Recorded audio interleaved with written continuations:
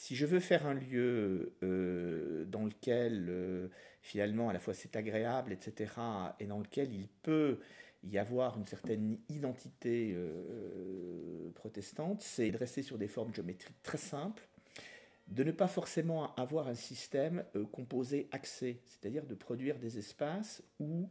l'organisation même du temple a une capacité de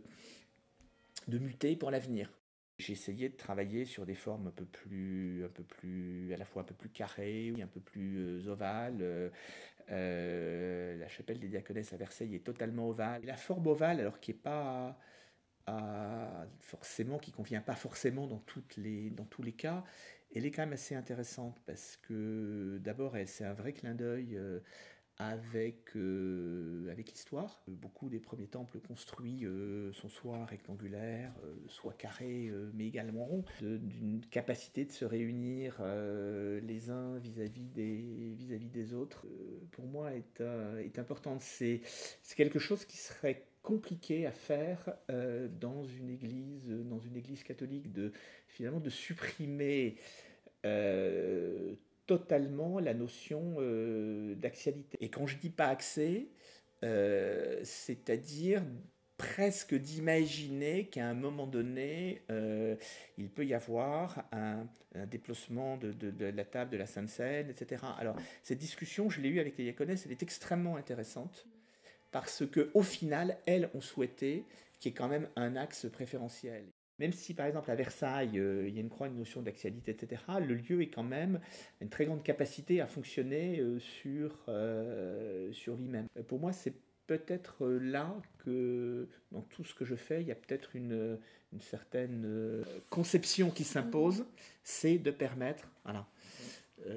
d'avoir une organisation des gens les uns en face des autres. C'est toute cette réflexion de comment je suis situé dans l'espace, comment je suis finalement positionné par rapport à quelqu'un qui va prêcher, et comment également dans sa communauté l'assemblée se rassemble en étant capable de se mettre en vis-à-vis. Alors j'ai très souvent fait des pentes, ne pas avoir un sol horizontal, c'est-à-dire d'avoir un rapport avec une très légère pente vers la personne qui prêche. C'est assez subtil, mais ça, on est dans une position un tout petit peu différente, un peu plus attentive, un peu plus proche de la personne qui va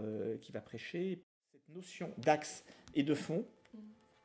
est extrêmement importante. Par exemple, à Champigny, le fond est une grande surface courbe, blanche, sur laquelle d'ailleurs on se posait la question dans le cadre de la symbolique du lieu, de la marquer avec du texte, marquer avec un peu de texte et une croix, mais de le faire au XXIe siècle, c'est-à-dire avec des systèmes de projection qui permettent finalement de s'adapter sur l'avenir et donc d'offrir également une autre utilisation de ce type de fonds avec des projections, d'intégrer que finalement beaucoup de cultes aujourd'hui se font avec des champs qui sont projetés, mais je pense qu'on peut aller plus loin, qu'on peut de toute façon en tout cas utiliser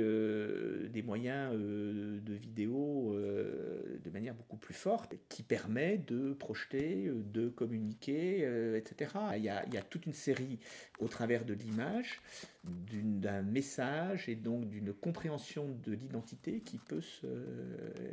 faire.